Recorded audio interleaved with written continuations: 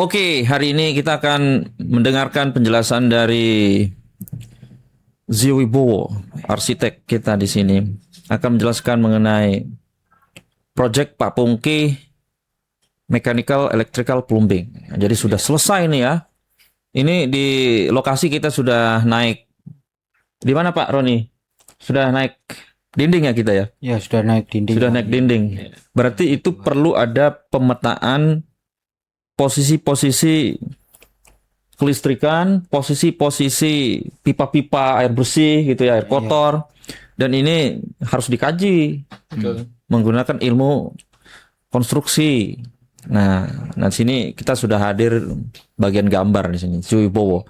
Kita akan mendengarkan penjelasan dari mana dulu nih. Ini kita lihat fasadnya ya, tampak Iya, ini depannya. fasadnya. Apa yang perlu dijelaskan di sini? Kalau buat ngebahas MEP sih, kalau dari fasadnya belum ada. Coba kita Nah, oke, ini kelihatannya seperti ini ini ya. ke data dasarnya dulu ya. Ini kan rumah ini kan sebenarnya pakai struktur 3 lantai. Iya. Tapi kita sebutnya tetap 2 lantai dengan mezanin, satu mezanin. Seperti itu. Ini lantai 1, ini lantai 2-nya, lantai mezanin, sorry. Ini lantai 2-nya.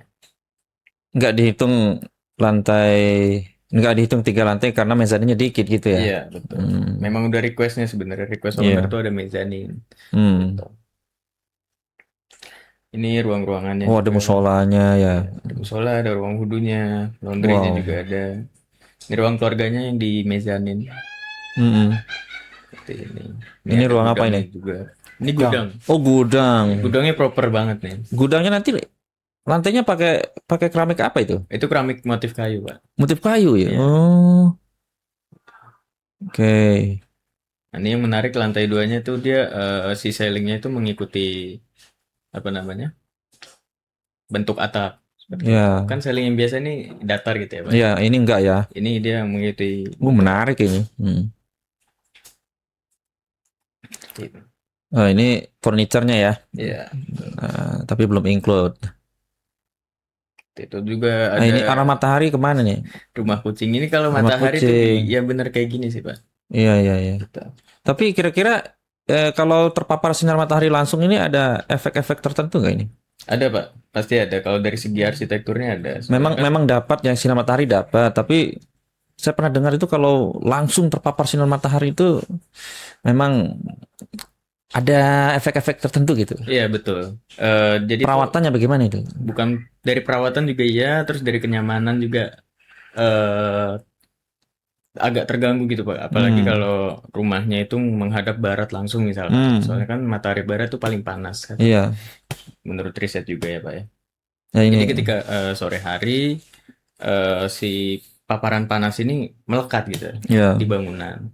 Nah, buat pelepasannya juga kan kalau materialnya nggak bagus dan lain-lain, insulasinya nggak baik, itu bakal kondisi termalnya itu bakal panas gitu. Jadi kurang nyaman. Iya, iya, iya. Berhubung juga dengan kualitas hidup si penghuninya. Oke, sekarang kita ada di mana nih? Di gambar 2D-nya, Pak. Gambar 2D di lantai 1. Ya, betul. Oke, coba. Jadi ini detail-detailnya, ini di strukturalnya seperti ini. Oke. Ya, ini tiang pancangnya kita ada 12 ya? Iya, 12. Ini pertimbangan pakai pancang karena tanahnya terlalu ini ya, Pak ya. Kemarin juga di lapangan tanahnya juga terlalu apa namanya, nggak terlalu keras gitu ya, Pak ya. Bergerak sih enggak, cuma enggak seperti biasanya ya. Iya, betul. Makanya dipakein pancang. Dan ini juga bentangan antar kolomnya itu lumayan Berapa besar itu? juga. Berapa bentangannya? Itu ada yang 5 meter, 5 meter. 4 meter, Wow. ya betul. Oh ya, Dan ini terlihat dan dari strukturnya. tinggi juga. Tinggi Apalagi juga bagian ya. depan kan tadi di bagian fasad tuh ada yang 3 kolom depan tuh langsung tingginya 6 meter langsung. 6 meter. Gitu. Ini detail-detailnya seperti ini. Tampak sampingnya, tampak belakangnya. Dan ini untuk detail-detail pintunya. Iya. Lalu di sini juga ada, nggak bisa di zoom ya. Harusnya bisa. Oke, ini ada elektrikalnya, Pak. Ini kita udah masuk elektrikal. Ini Iya. gambar terbaru nih. Ya, ini gambar terbaru. Elektrikal. Oke. Ini ada lampunya, ada stop kontak dan lain-lain. Mau pakai ini itu tuh. Coba bisa nggak jelasin? Di zoom dulu bisa nggak itu? Biar kita lebih jelas. Di zoom harus gini nih. Nah, bisa. Tuh. Oh, mana dari mana dulu nih? Jalur listrik dulu nih. Ya. Jadi dari si ininya dulu ya Pak ya. Dari panel Ya. dan KWH-nya atau MCB. Itu di depan sini nih Pak. Depan sini. Lalu baru apa namanya? Disebarkan menuju ke seluruh rumah. Ini untuk yang di lantai 1 nih titik-titik lampunya nih. Yang tanda yang seperti ini lampu ya Pak ya. Lampu ya. Ya, kalau yang Lampu. garis doang itu listriknya, jalur listriknya. Terus kalau yang seperti ini, sorry. Nah, kalau yang ini tuh saklar Pak. Ini saklar. Kalau yang ini stop kontak. Seperti itu. Ini saklar yang saklar satu tombol itu Pak. Ya. Kalau yang ini 2 tombol. 2 tombol. Kayak gini. Ya. Ada simbolnya berarti ya. Ya, ada simbol-simbolnya. Ini buat acuan juga di lapangan. Berarti nanti Pak Roni sebentar ya, sebentar. Nanti berarti sudah ada simbol-simbol seperti ini nanti di sana dikasih. Iya, ditandain. Gitu ya. Betul. Ya, selain acuannya gambar, nanti di sana kan sudah berbentuk tuh dinding ya. Dikasih simbol juga ya. Iya. Oke, Harus lanjut. dilakukan pengukuran ulang juga Pak di lapangan. Oh iya. Kira sama apa enggak gambarnya. Lanjut ini di mezanin masih sama. Tapi ini simple ya Pak ya, nggak ada yang gimana-gimana. Lanjut ke yang lantai 2 nih. Ini lantai 2 nih. Ya, ini lantai 2 agak kompleks karena banyak Iya. ruangan. Yang Ini dipergunakan lantai 2 yang nanti yang Iya. kamar owner ya di situ ya. Satu lantai aja ini ada 4 kamar Pak. 4 kamar. 4 kamar, 1 ruang keluarga, 2 toilet, 1 balkon. Cukup padat ya. Iya. Lorong-lorongnya itu berapa jaraknya? Lebarnya berapa itu lorong? Kalau lebar lorong sendiri ya Pak ya. Iya. Enggak terlalu sempit. Oh aman sih Pak, ini aman ya? 1 meter. 1 meter. 1 meter. Gimana Pak Roni? Aman 1 meter? 1 meter Aman, bersih. 1 meter. Masih bisa berpapasan 2 orang, masih lebar ya? Masih aman. Ini sempat diskusi juga sama owner, pertimbangannya yang penting nggak ada barang-barang yang taruh di jalanan situ. Oh iya, biar rapi ya. Seperti itu. Dan juga kan plusnya kan sellingnya tadi kan tinggi sekali Pak. Iya. Kalau yang tadi gambar 3D-nya, jadi nggak kesannya nggak terlalu sempit. Gitu. Nah ini untuk elektrikalnya dan lain-lain. Elektrikal. Lampu, saklar, stop kontak. Indoor AC udah ada di sini titiknya. Nah, sebentar. AC nih, sebentar. Coba nggak detail ya. Gimana Pak? Indoor AC dengan ini juga nggak tahu AC kita seperti apa ya. Saya tadi diskusi sama ahli AC di rumah ya. Ternyata ahli AC itu ngomong indoor itu sama pembuangannya itu harus miring. Kemiringan. Nah, itu kemiringannya kalau menurut ilmu arsitek berapa Oh, kalau yang di sini baru kan titik-titiknya aja. Oh, titiknya aja ya. Titik-titiknya Belum aja. ke itu ya. Kalau buat kemiringan dan lain-lain itu nanti kita bakal diskusi juga sama pelaksana juga di sana. Iya. Menurut Pak Roni berapa itu kemiringan indoor AC ke pembuangan itu? Minimal 2 cm. 2 cm udah enak lah ya. Soalnya kalau datar, penyakit menurut keterangan ahli AC tadi, dia sering benahin kalau datar itu pasti bocor. Akhirnya ini balik lagi. Iya, balik lagi beku dan pasti emang bocor. Nah, itu akibatnya banyak banget. Nah, ini sepele tapi betul. Jadi malah petaka nih buat owner-owner nih. Betul. Oke, lanjut. AC ya. Seperti itu. Ini ilmu nih. Iya. Ilmu nih. Oke, 2 outdoor lagi itu di Daktoren. Taruhnya di Daktoren. Di Daktoren, betul. Daktorennya juga lumayan luas 2x3. Ini penggunaan AC-nya berapa ini di lantai 2 ini? Di mana Pak? Di lantai 2 ini berapa AC nanti di sini? 4 AC. 4 kamar. 4 Posisi outdoornya itu di satu titik atau di menyebar begitu? Ini kalau buat kamar master ini kan di sini Pak. Oke, kamar master di situ. Kalau kamar anak, outdoornya di sini. Hmm. Akses ke outdoornya itu untuk perawatan bagaimana? Oh mudah Pak, ini kan di balkon. Aman ya? Aman. balkon. Ini di Aman ya? balkon dia. Oke. Nanti ini di atasnya kandang kucing mungkin. Hmm. Gitu. Biar kita memudahkan teknisi AC juga. Ini kalau Maintenance-nya bersihin di Betul. Dan sulit-sulit ini ribet ya. sebenarnya saya mau ada pertimbangan lagi Pak buat peletakan outdoor AC yang kamar anak 1 dan kamar anak 3. Sekarang di mana itu? Ini keputusan yang sebelumnya itu kan di Daktoren. Nah, Daktoren. kebetulan kan di sini ada topi-topi tambahan ya. Sekitar berapa senti? 70 ya. 70. 70 cm ini di sini ada topi-topi tambahan. Hmm. Ini di gambar belum ada. Nah, ini sebenarnya bisa nih buat dipasang outdoor AC itu di sini gitu, Pak. Yang dekat ini tangga monyet Ya. bawahnya. Nah, bisa juga nanti di Daktoren juga bisa. Gitu. Nanti perlu diskusi lah sama owner. Yang penting memudahkan ya, memudahkan teknisi gitu. Namanya outdoor berarti harus di luar kan? Iya, betul. Kalau di dalam kan berisik. Berisik gitu. Oke. Kita ada di mana nih? Ini untuk rencana instalasi pipa air bersihnya, Pak. Oh, udah masuk pipa nih. Ya. Kalau buat ngomonginnya kita dari atas aja. Dari atas dulu biasanya. Dari toren kan? Dari toren turun gitu ya. Nah, untuk titik dari pipa dari toren itu di sini, Pak. Turunnya nih, Pak. Di sini ada keterangannya pipa AW 1,5 inch turun dari toren. Titiknya di sini. Pipa ukuran segitu aman? Tadi udah diskusi juga, udah aman. 1,5. Berarti air ini ditekan dari bawah dulu berarti? Dari atas, Pak. Dari atas. Oh, dari atas. Dari Maksud atas. toran yang air yang dari toran itu kemana dulu nih sumbernya? Dari bawah, Pak. Dari bawah? Nanti dipompa ke toren, air sumur. ditampung, air sumur. Ditekan pakai pompa naik ke toren. Dari toren tekan lagi ke bawah gitu. Ditekan lagi ke bawah. Betul. Supaya kencang ya. Berarti dua tekanan berarti. Iya. Oke, kita ke atas dulu nih, ke toren. Oke, ini untuk titik dari torennya di sini. Barulah disebarin ke toilet yang umum dan toilet yang toilet master di sini. Lalu di depan balkon itu ada keran air, di sini ada keran air.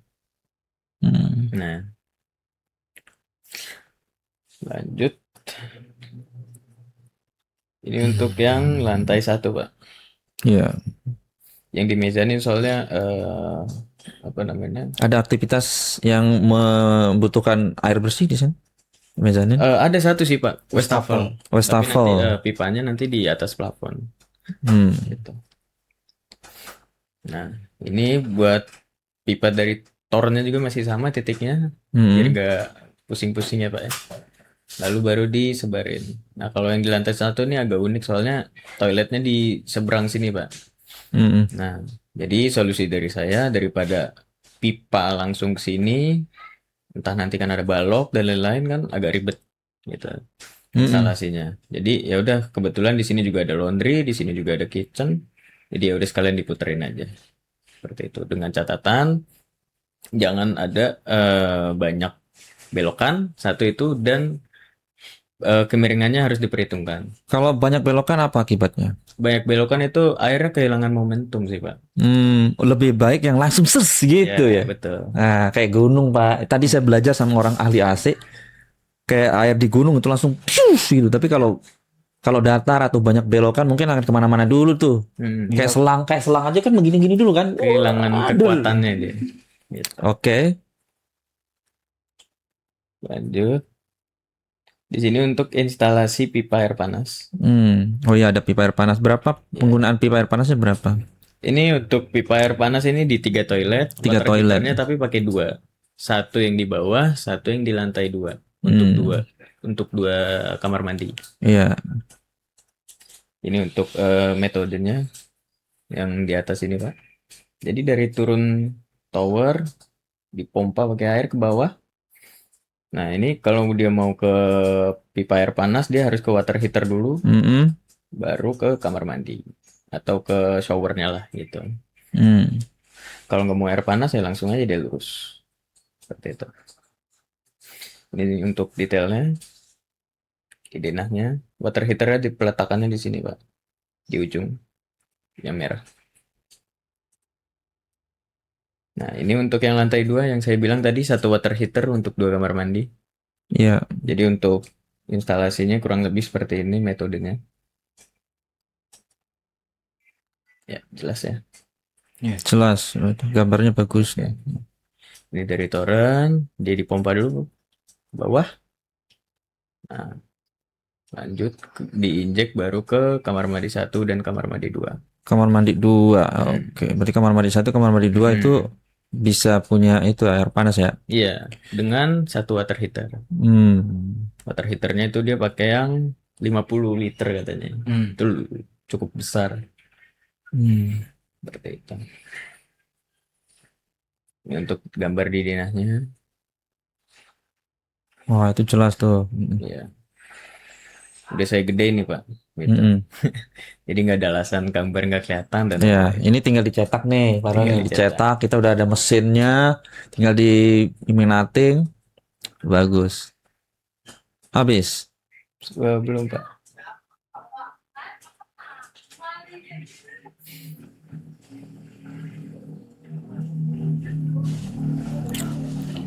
Tadi sampai sini. Ini untuk pipa air kotor, instalasi pipa air kotor. Pipa air kotor. Ya, ini Kemiringannya berapa? ini ada not Pak di bawah. Oh, ada. Pipa air kotor yang baru itu disambungkan ke pipa air kotor yang lama atau existing. Oh, existing. Gitu. Menurut Pak Roni berapa kemiringannya, Pak? Pipa air kotor itu. Kalau pipa air kotor Biar langsung set gitu. Jadi nggak itu ada muter-muter. kemiringan 4 cm. 4 cm. Kalau pipa air kotor itu ada muter-muter dulu nggak? Enggak, kalau Langsung. buat pipa air kotor instalasi di project ini enggak. Nggak ada, langsung Jadi, set gitu ya. Jadi Langsung ke dari got ya. Langsung jadi ke got. langsung Wah, ke enak got, itu. langsung ke septic tank. Iya. Jadi untuk yang dari lantai 2 ini kan ada 2 toilet ya Pak ya. Nah, ini langsung ke pipa air kotor pakai AW 4 inci 4 inci. pipanya. Jadi lumayan besar. Langsung masuk, langsung disalurkan ke bawah. Sini. Nah, untuk toilet yang di sini dia nyambung langsung ke pipa existing di sini ya Pak ya. Nah, lalu nanti juga kita bakal kasih bak kontrol di sini di garasi di sini. Bak kontrol. Jadi untuk mengecek-ngecek nanti kalau untuk ngecek, maintenance dan lain-lain. Di sini juga ada bak kontrol. Oke. Jadi untuk pembuangan dari laundry, dari kitchen, nanti bak kontrolnya di sini. Biasanya yang bikin mampet apa sih? Apa user sendiri gitu, kebiasaan-kebiasaan gitu. Kalau kitchen sih biasanya itu minyak Pak. Minyak, terus bekas nasi gitu ya. Betul, itu kan nanti kalau minyak dia ngendap di pipa itu kan bakal mengeras Pak. Betul. Satu itu. Dan kedua tanahnya juga bakal mengeras. Jadi daya resap tanah tuh jadi berkurang.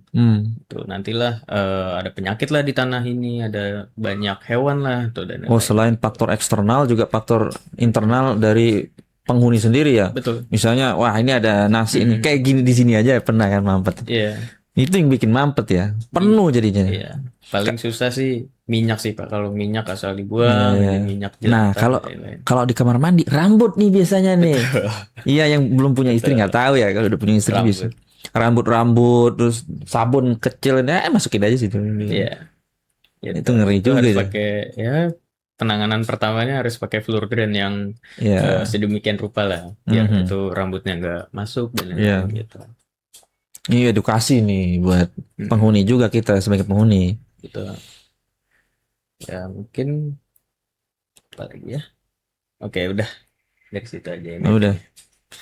Oke. Nanti ini gambar ini masih sifatnya juga kan akan terus bertambah gitu Pak. Belum final ya, masih ada tambahan berarti. Oke. Berarti ini udah siap cetak ya? Iya, siap cetak. Nanti dicetak.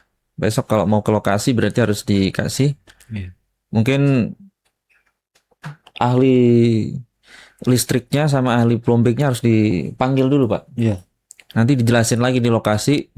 Mungkin di rumah massal gambarnya nggak seperti ini, ya kan? Iya. Betul. Kemarin kan kejadian begitu tuh. Rumah massal nggak seperti ini. begitu dia beralih ke rumah eksklusif, rumah pribadi seperti ini yang mewah, kok beda gambarnya ini? Saya nggak paham katanya kan begitu. Iya. Makanya nanti Gio juga perlu jelasin lagi di lapangan gitu. Bagaimana Pak? Sudah jelas Pak?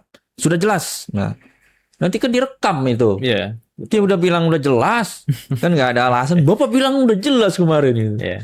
Nah, Pas Lama juga ada tuh kemarin. Jangan seperetak loh ini. Retak secari Bapak ini.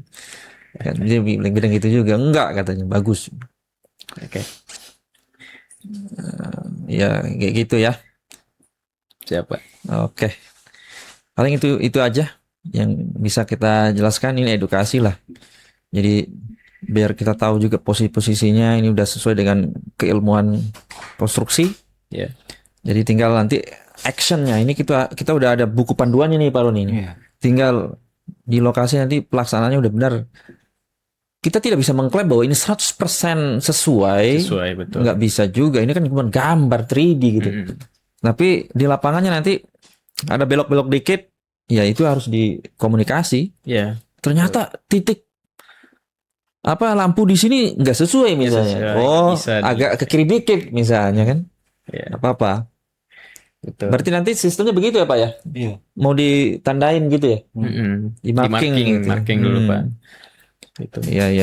Ini sambil berjalan waktu juga nih saya bakal double check terus Double gambarnya check. kira-kira apa yang perlu diperbaikin, apa yang kurang dan lain-lain. Berarti itu mitigasi ya, Iya. pencegahan dulu. Betul. Oke. Oke guys, terima kasih banyak. Kita akan terus memberikan edukasi penyuluhan kepada masyarakat karena memang ya begini ya, pengguna itu juga ngaruh loh. Iya. Kalau kita misalnya nggak ngerti cara perawatan AC, kita nggak tahu misalnya dalam setahun itu berapa kali servis sih, misalnya. Iya. Full drain, kenapa masalah juga itu. Ya lagi-lagi ada penggunanya yang kita nggak tahu juga. Iya. Kok stapel saya mampet sih Pak gitu. Bu, gimana penggunanya? Cepet dicek-cek. Nasi banyak ternyata di situ. Iya.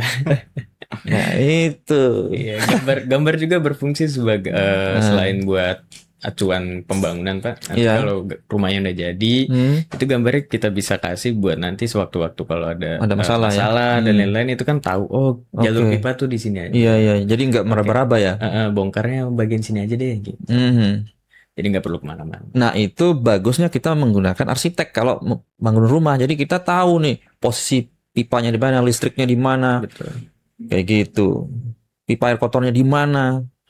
Jadi jelas semua karena membangun rumah itu kan sudah berdasarkan rencana awal, sudah ada desainnya. Tapi kalau kita nggak ada desainnya ya repot. Gitu. Oke, terima kasih. Sampai jumpa di video berikutnya.